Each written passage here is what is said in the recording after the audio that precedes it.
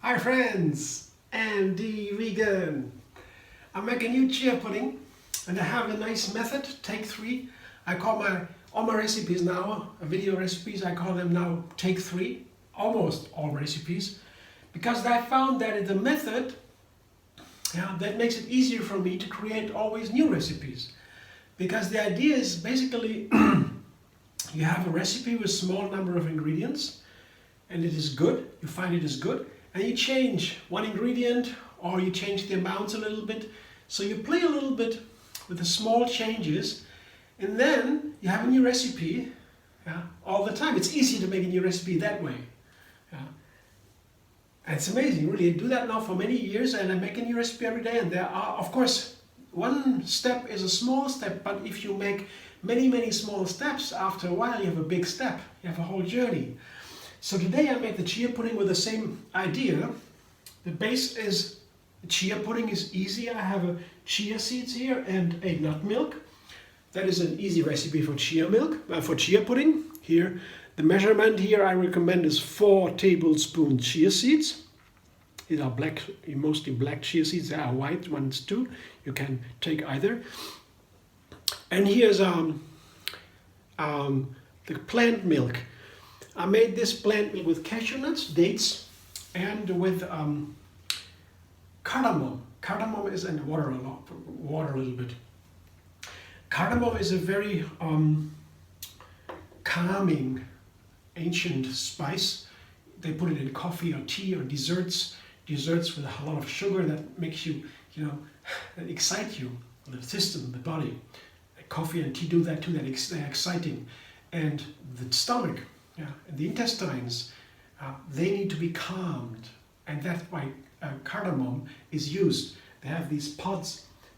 I showed it in other videos. You can make this plant milk just blending cashews and dates and cardamom, and you can watch a video where I make it. And it's part of the idea also is take 3. I mean pre-made ingredients like this nut milk. You can take any milk, of course, to make your own chia pudding. That is the idea, to make these pre-made ingredients like this nut milk, and then you have it stored, kind of a staple, and you can make it quick recipes all the time. I use now this pre-made milk, and I would say 1 cup is for 4 tablespoons to get a nice pudding. Here, see, 1 cup is about this. This is half of this. Is a half cup. You see, this is a cup. Yeah, a little bit more maybe. Oops. So it's 1 cup or so, I would say. And I put the chia seeds in there, right in there. Careful. A little chia seeds there jump away if I'm not very careful. It happened recently, so very careful. Saves time to collect the chia seeds from the ground. And here, I firmly close the lid. Here they swim on top now, and I have to. Then now they soak pretty fast.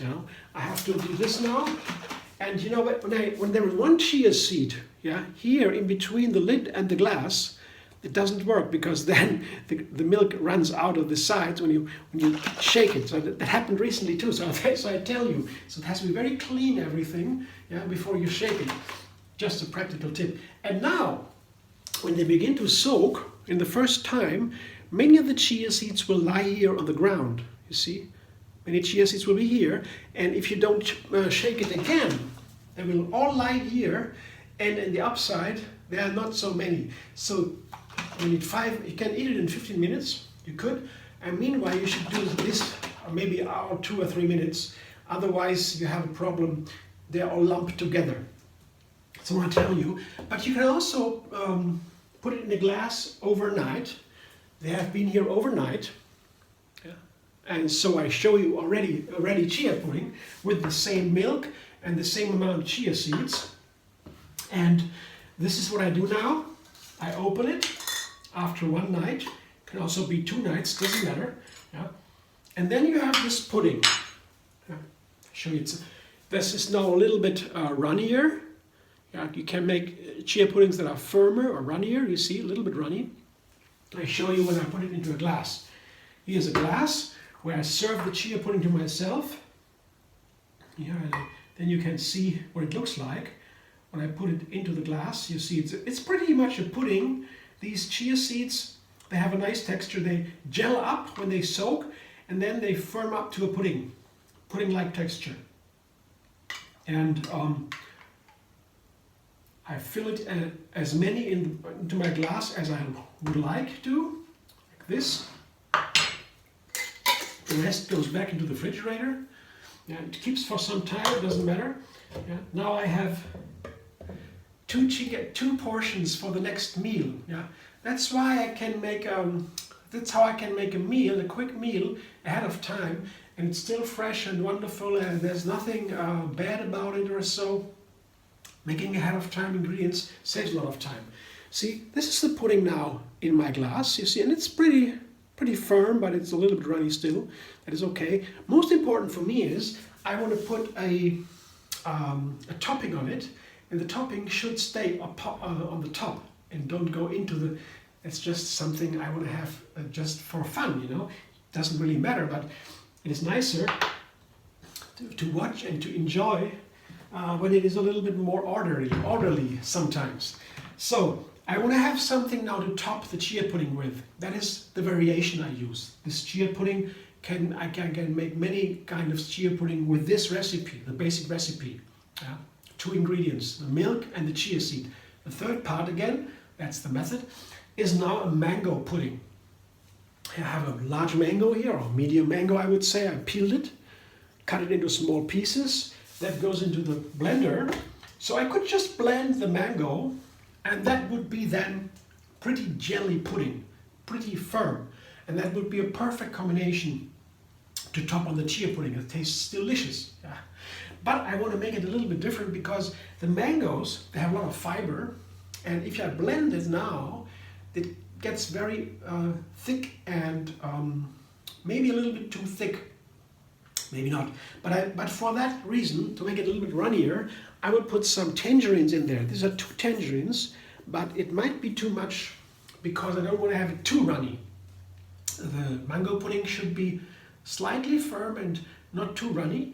So I take 1 of the tangerines into the pudding, into the mangoes, and some lemon.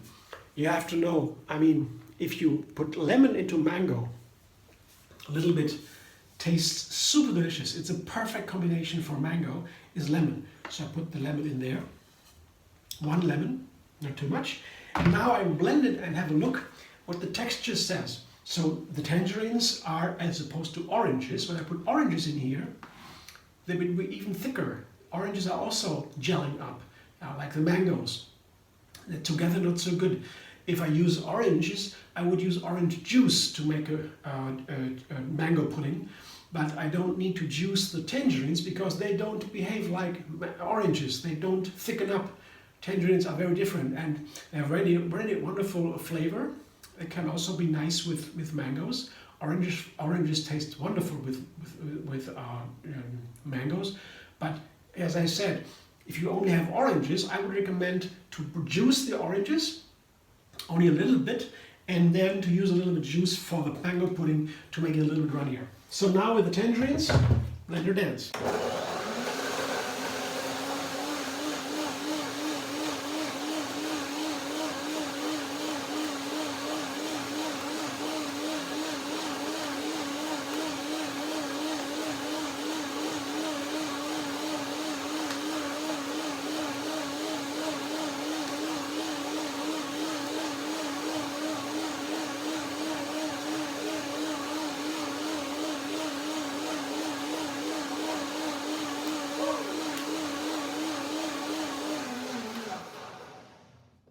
I blend a little bit longer because sometimes, especially with high fiber, yeah, and in a fruit, so is a lot of fiber, like in oranges or also with a mango.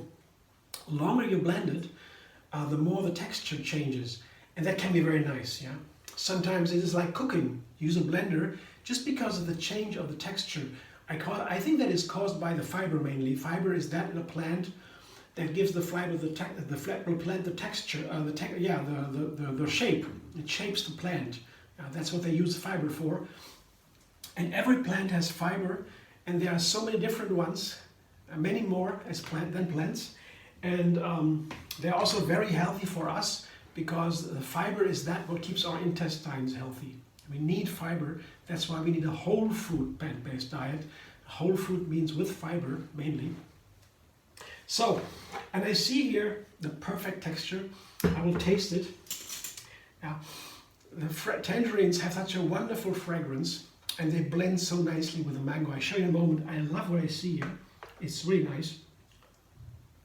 It tastes heavenly. Oh, this lemon with the mango, the tangerine, so nice. But the texture is really perfect.